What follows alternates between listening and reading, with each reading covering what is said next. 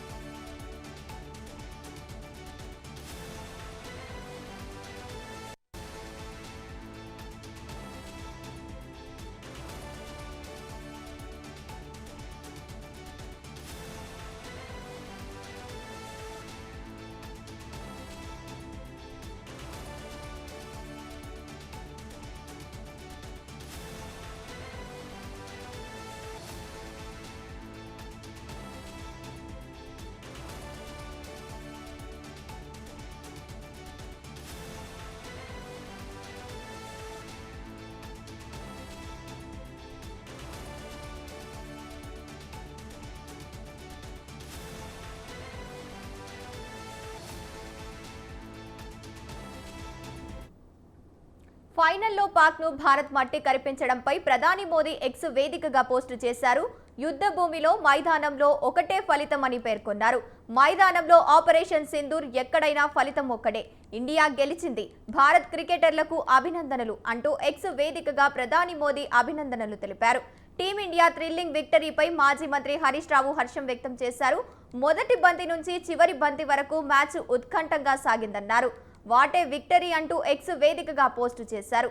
తెలుగు కుర్రాడు తిలక్ వర్మ ఆడిన తీరు అద్భుతమంటూ ఆకాశానికెత్తేశాడు.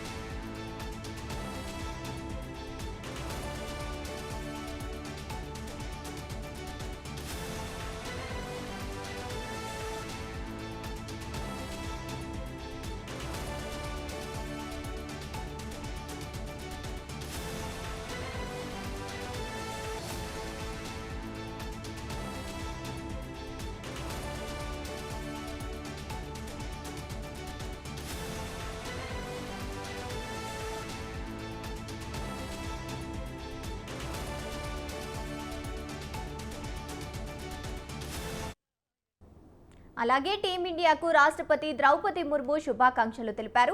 టీమిండియా అద్భుతంగా ఆడిందని తెలుగు రాష్ట్రాల ముఖ్యమంత్రులు రేవంత్ రెడ్డి, చంద్రబాబు ప్రశంసలు కురిపించారు. తిలక్ వర్మ కీలక సమయంలో కీలకంగా రాణించాడని సీఎం రేవంత్ రెడ్డి కొనియాడారు.